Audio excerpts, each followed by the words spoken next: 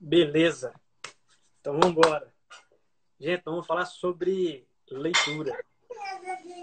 Mas antes de entrar no assunto, eu vou introduzir aqui, porque algumas pessoas estão chegando agora e às vezes não me conhecem.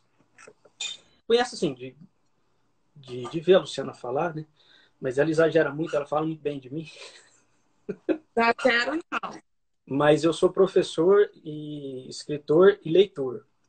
Então, o que nós vamos tratar aqui são assuntos aos quais eu me dedico e eu me desgasto a minha vida e tenho prazer em fazer o que eu faço. E eu percebo muita dificuldade em relação a esse assunto. Mesmo nas pessoas que têm um bom nível de escolaridade, às vezes até nível superior, e às vezes até mestre, e às vezes até doutor. Que estarrecedor, isso não é verdade. Por que mesmo a pessoa querendo se tornar uma leitora, ela não se torna, muitas delas não se tornam leitoras? Será que é falta de tempo? Para muitas delas, hoje está em torno de 8% da população brasileira é analfabeta absoluta. Quer dizer, para essas pessoas não tem como, né?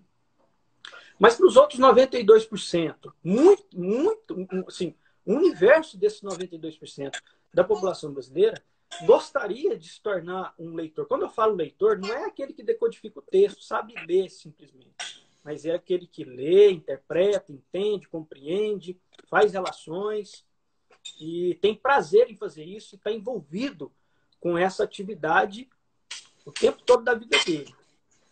Entendeu? Então é esse leitor aqui que eu estou tratando.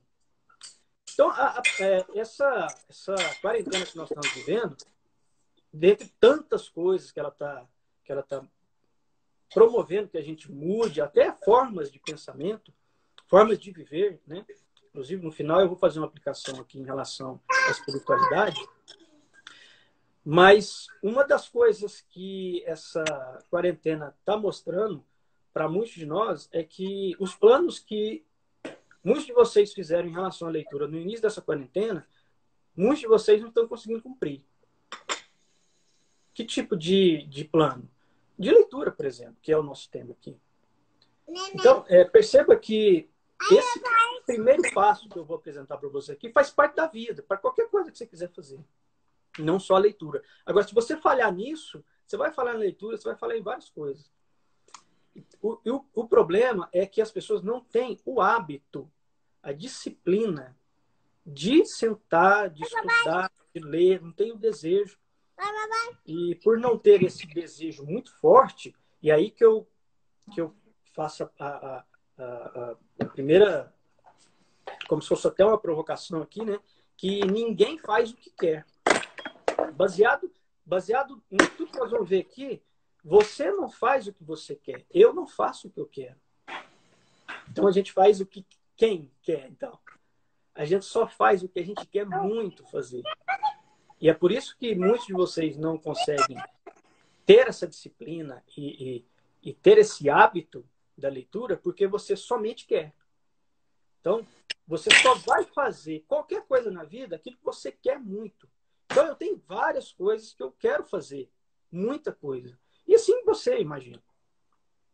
Mas nós não vamos fazer o que a gente quer. Nós não faremos o que nós queremos.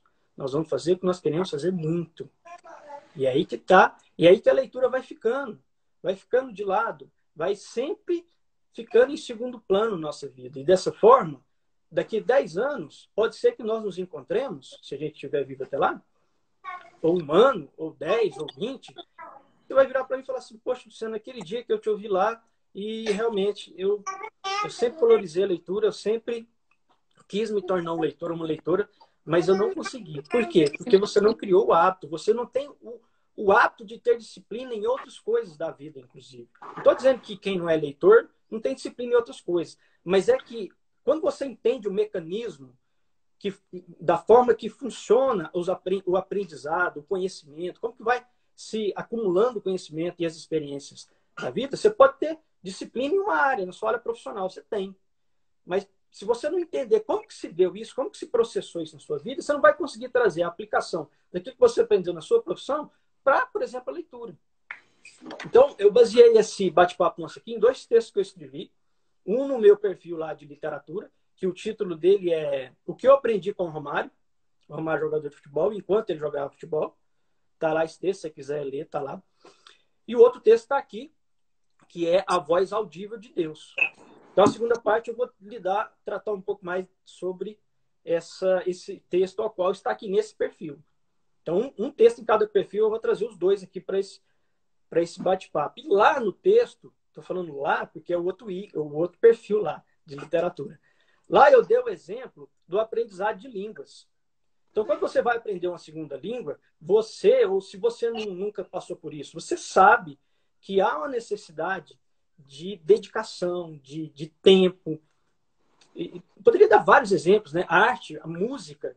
Imagina quem quer tocar um violão, vai tocar um violão hoje, vai fazer uma aula hoje, daqui a um mês faz outra, aí você não pega no violão em casa, aí você vai aprender um esporte, por exemplo, você não pratica o esporte periodicamente, não vai rolar, você não vai conseguir. Você não vai conseguir aprender, você não vai conseguir desenvolver. E pior, você não vai conseguir ter nem prazer naquilo. Né? Então, lá eu dando o exemplo do aprendizado de línguas, e hoje eu estava ouvindo um podcast do Nerdcast sobre línguas, que eles têm uma parceria lá com uma escola de línguas, e um deles, do programa, ele mora nos Estados Unidos, ele teve que aprender inglês na marra. E ele explicando, gente, a nossa mente ela tem que estar treinada para receber, para você pensar naquela língua. Olha que eu acho essa coisa da linguagem uma coisa maravilhosa demais. É muito além de uma simples comunicação, linguagem. Né? Mas deixa isso para outro dia, ou caso um dia a gente volte a falar nisso. Mas ele falando que a língua, ela tem que estar, o inglês, ou o espanhol, ou o japonês, você já tem que pensar naquela língua. E, poxa, eu fico pensando, gente, como que se pensa em outra língua? Por quê? Isso tem que ser mecânico. Você não pode fazer essas coisas pensando em fazer. Aí que está a questão. O ato entra aí. E no texto que eu coloquei lá no que eu falo sobre o que eu aprendi com o Romário, eu começo o texto dizendo exatamente que você não deve confiar em mim. Inclusive, a minha esposa está aqui. Eu posso dizer isso para ela. Não confie em mim. Confie nos meus hábitos. Porque são os meus hábitos que vão dizer as coisas que me são caras, as coisas que me são irrelevantes e as coisas às quais eu esporadicamente dou atenção. Agora, aquilo que é como ato na minha vida, isso você pode confiar. Se é bom ou ruim, dependendo do seu padrão de moralidade, não é isso que eu estou falando aqui, você pode confiar. Se eu tenho o hábito de ler, meu filho vai me ver lendo e vai querer aprender a ler. Claro, isso não é uma regra, não é uma fórmula, mas é mais provável que ele queira ler se ele me vê lendo. Tanto que ele já sabe discernir leitura, escrita, e escrita em caderno e escrita em computador. Ele faz essa distinção. Não sei onde ele aprendeu isso. Como que ele distingue isso? Porque ele está vendo. Né? E ele está vendo não somente visualmente, mas ele está vendo nós em casa conversando sobre isso, falando sobre esses assuntos. E outro exemplo que eu vou dar para vocês aqui, para ficar claro, não sei se está ficando claro, essa ideia que nós só fazemos aquilo, nós só fazemos bem feito e fazemos a maior parte do tempo aquilo que nós fazemos mecanicamente. Então, imagina que se a nossa mente fosse resetada todos os dias, todo dia, meia-noite, alguém vem e reseta a sua mente e você desaprende tudo que você aprendeu no dia. E aí, no outro dia, você começa novamente a aprender. E aí, na meia-noite do dia seguinte, sua mente vai ser resetada, você vai desaprender tudo que você aprendeu naquelas 24 horas. Sabe o que vai acontecer? Você pode viver 100 anos, 1000 anos, 1 milhão de anos, 1 trilhão de anos. Você não vai conseguir nem levantar da cama. Por quê? Porque você só faz com perfeição, por exemplo, andar. Andar são comandos que nosso cérebro dá para o nosso corpo volta as informações para o nosso cérebro, de forma que eles são altamente complexos. Agora, imagina a fala, a linguagem. Gente, isso é maravilhoso demais. A visão. Não, a visão é um ato involuntário, né? Tem coisas do nosso corpo que nós fazemos involuntariamente. Tanto que, se você assistir, não sei aqui, se alguém aqui assistiu aquele filme, tem um livro, né? E o livro originou o filme. O Escafandro e a Borboleta. Indico aí esse período de quarentena aí. Se você quiser uma dica de um filme maravilhoso, é esse, O Escafandro e a Borboleta. E lá, a pessoa tem um AVC, ele é diretor, coordenador de uma revista na Itália, se não me engano, França ou Itália, isso é real, e ele teve um AVC e ele ficou tetraplégico, ou seja, ele só movimentava os dois olhos no início, ou desde o início ele só movimentava o olho esquerdo. E a partir dos movimentos do olho esquerdo, ele conseguiu escrever um livro. Então ele piscava, a pessoa passava as letras num quadro, aí a hora que dava a letra que ele queria, piscava. Então, tô dando assista esse filme é maravilhoso. Só que ele é parado, né, gente? Não dá para uma pessoa tetraplégica como protagonista ter um filme movimentado de ação. Mas o filme, da introspecção dele, daquilo que ele vive, a reclusão, você está achando que está recluso e está difícil? A reclusão que ele vive é uma coisa absurda. É o filme de te derrubar da cama, da cadeira, do sofá. Esse filme. Então, é muito complexo tudo que a gente faz involuntariamente, mecanicamente. E a leitura é a mesma coisa. Então, vai chegar ao ponto que você vai treinar. Aí você vai passar por um treino, por uma disciplina, como se fosse um músculo. O músculo da inteligência, o músculo do pensamento. Você vai treinando, treinando. Vai chegar um ponto que você não vai conseguir não ler. E aí que fica legal, que fica gostosíssimo. Porque hoje eu posso estar triste, eu posso estar felizão, posso estar indiferente com uma série de situações, pode acontecer qualquer coisa comigo. Agora, leitura faz parte da minha vida, porque houve um treino, a habilidade foi sendo formada. Não estou dizendo que você tem que ser expert em leitura, nem em literatura. Não estou falando isso. Mas eu só estou dizendo que se você deseja, se você tem isso, e você deve estar vendo isso na prática, né? Você deve ter feito algum planejamento de fazer alguma leitura e não conseguiu. Não estou dizendo que todos estão nessa situação. E no final eu vou dar uma deixa para a gente fazer mais uma live sobre esse assunto, para fechar a ideia. Mas o que eu quero dizer é que você só vai entrar nessa... Um minutinho. Entrar nesse universo maravilhoso, prazerosíssimo, que tem gente que acha que ler é desgastante, dolorido. A pessoa tem que escolher entre jogar bola, tem que jogar vôlei, encontrar com as amigas e ler. Não, gente, não tem nada disso.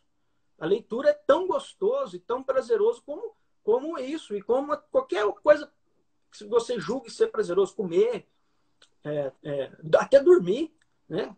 Então, você vai chegar a um ponto que você não vai conseguir não ler. Você consegue não dormir? Você consegue não comer? Imagina alguma coisa que você gosta muito. Você consegue ficar sem isso? Por que você chegou a esse ponto? Porque houve um hábito. Isso foi treinado. Aí você pensa assim, mas a fala é involuntário. Você tá enganado? Se você pensa, você está enganado. A fala é um treino. O Pedro está sendo treinado na fala. E ele está imerso nisso. E o hábito está sendo criado na mente dele. Então, eu ia dar um outro exemplo aqui, mas a gente já está um pouco avançado no horário. Mas a ideia é essa. Você só vai se tornar um leitor ou uma leitora a partir do momento que você criar essa disciplina. No início é difícil. No início você vai dar sono, você vai querer entrar em rede social, você vai querer... você inventa. Nossa, tá um barulho aqui, vou fechar a janela. Você escuta barulho e vozes da onde normalmente você não ouviria. É o seu cérebro lutando, o seu inconsciente lutando contra o seu consciente, para que você, e o seu corpo, inclusive, dá sono, para que você não aplique, não aprenda aquela habilidade. E dessa forma é tudo na vida. E agora a gente vai entrar na parte bíblica. Se você tem uma Bíblia aí, abra em... Nossa, gente, tão lindo. Romanos 9:17. Quando você abre aqui, eu tomo café aqui. Você está tomando café aí? Eu fiz café aqui. Romanos 9:17. Eu vou fazer uma associação entre Romanos 9:17 e Êxodo 9:13. Vocês estão ouvindo aí, gente? Tá, né? Eu estou ouvindo o texto aqui, tá beleza. Romanos 9:17 diz assim.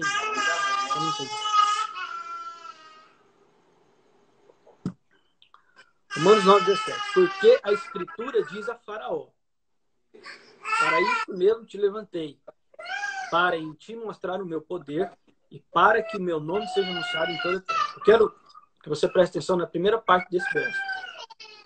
Porque diz a Escritura a Faraó. Gente, a hora que eu li isso aqui, eu já li isso aqui dezenas de vezes.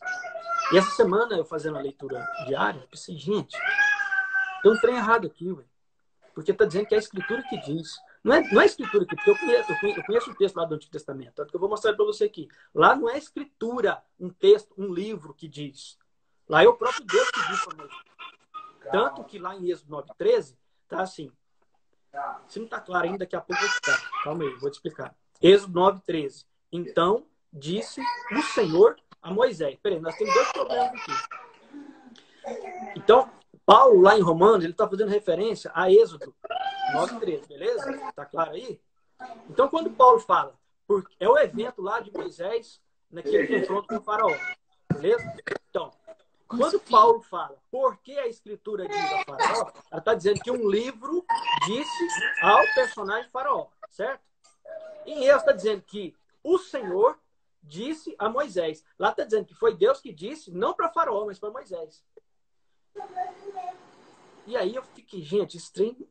Eu tenho que entender isso aqui. O que significa isso aqui? Bom, não precisou pensar muito para chegar à conclusão que eu cheguei aqui. Eu vou apresentar para vocês. Então, quando Paulo fala que é a escritura que está dizendo, ele não está dizendo que é um livro. Mesmo porque a Taná, que são os escritos do Antigo Testamento, ao qual os judeus se baseiam na cultura e a religiosidade deles, se na religião judaica, né, especialmente. Quando o Novo Testamento fala de escritura, ele está fazendo referência ao Antigo Testamento, certo? Ele próprio, o Novo Testamento, está fazendo referência ao Antigo Testamento, quando ele fala escritura. Então é comum você ver que toda a escritura é inspirada.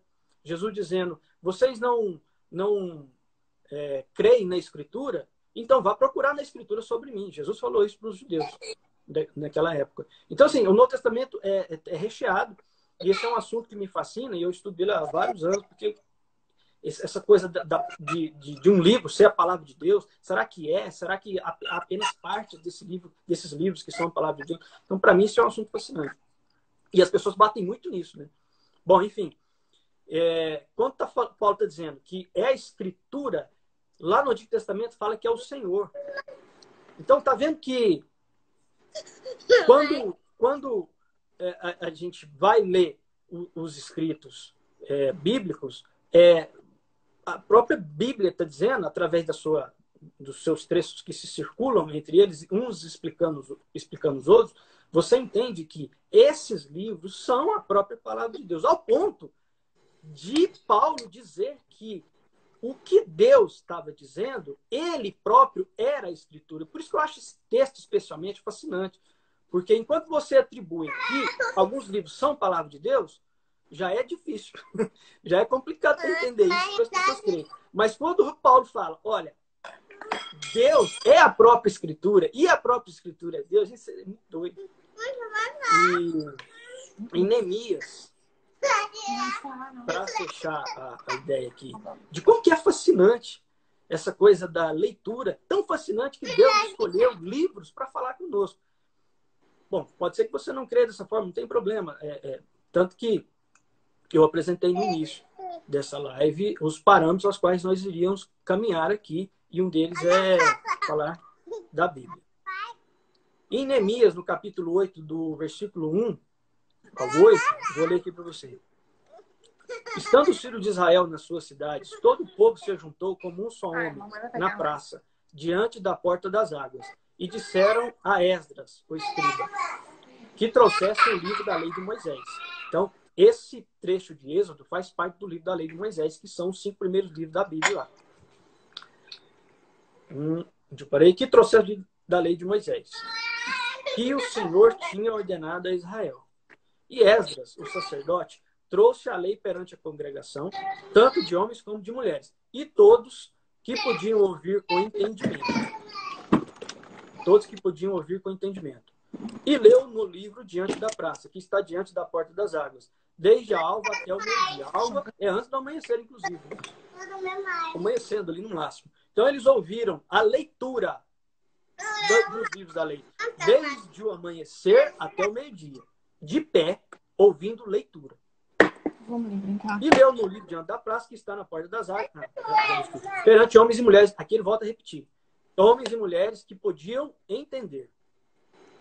E os ouvidos de todo o povo estavam atentos ao livro da lei.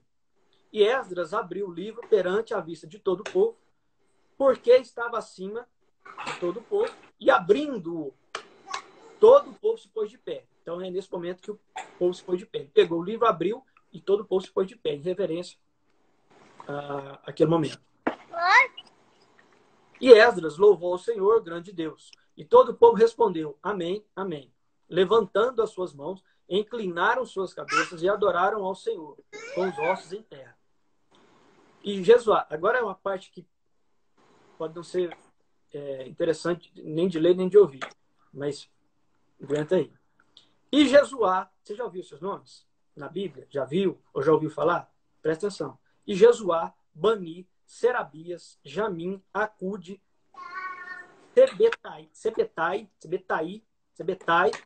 Odias, Maceias, Quelita, Azarias,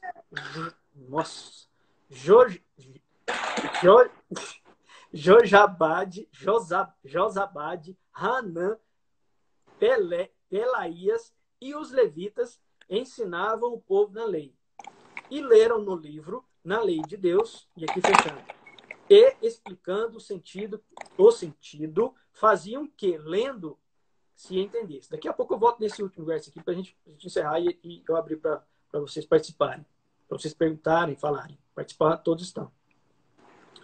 Então, lembra que eu disse que havia dois problemas lá naqueles textos entre Romanos e Êxodo. Um é que está dizendo que é a Escritura, mas na verdade lá no Antigo Testamento é Deus.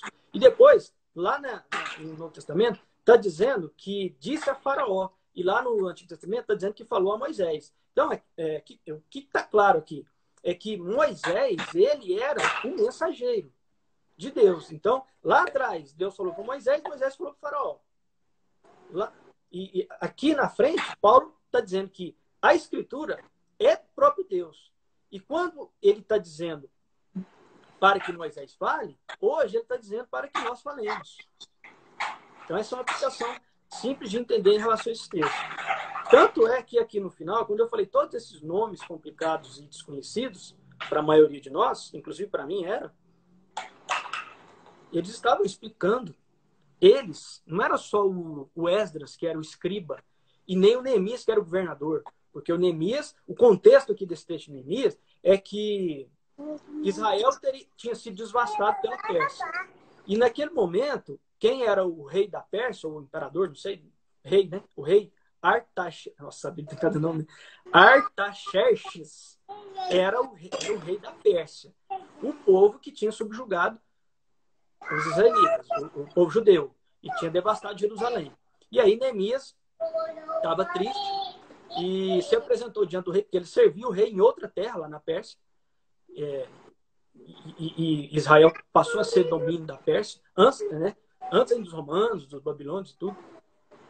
E estava triste. E o rei perguntou, por que você está triste? Não, porque destruíram lá a minha cidade, onde estavam os sepulcros dos meus pais. Gente, esse texto, sepulcro do meu pai, isso é coisa maravilhosa. Onde estavam os sepulcros do meu pai? Vai pensando aí, onde estão os sepulcros dos seus pais? E outro dia a gente fala sobre esse assunto. Lindo demais esse texto. E aí o rei se compadeceu de Neemias, que era um servidor do rei, e ele delegou o Neemias como governador das províncias das terras de Israel. E aí Neemias promoveu uma caminhada até lá para restaurar os muros e as portas de Jerusalém, porque naquela época as cidades eram fortificadas por muros e portas. Então esse é o contexto aqui. Então o povo de Israel, ele ficou em reclusão, que é o que nós estamos hoje. Há uma semana já tem nego ficando doido aí, e eu entendo, né? Não é fácil mesmo, mas eles ficaram quase 100 anos fora de Israel, muitos deles. E durante esses quase 100 anos, a própria cidade de Israel estava devastada. E aí imagina que Neemias voltou e Esdras, eles promoveram essa reconstrução dos muros e das portas somente, por enquanto. E aí eles fizeram esse movimento aqui. Eles se reuniram e o povo adorou e se prostrou, se pôs de pé diante da leitura. Ou seja, aquela reunião ela não acontecia há quase 100 anos. Então pode ser que a gente fique 1 mês, 2 ou 3 aqui sem se reunir. E a internet possibilita que a gente tenha um contato mais próximo, né? Então, quando eles aqui estavam nessa situação, imagina o temor, a alegria que eles estavam em simplesmente ouvir uma leitura, gente. Gente, eu vou em congresso de literatura artística, secular, e eu gosto de ir, participo muito. É tão lindo quando alguém senta em um auditório lotado e vai ler texto do Saramago, vai ler texto do Guimarães Rosa. Outro dia, aquele cara, aquele ator famoso, aquele bonitão lá, bonito, né? Não é bonitão, não, é bonito. Mateus, aquele que fez aquele italiano naquela novela antiga. Tiago Lacerda. Tiago Lacerda. Ele leu, gente, ele ficou meia hora lendo um texto. A Maiara perguntou como ter essa disciplina para começar.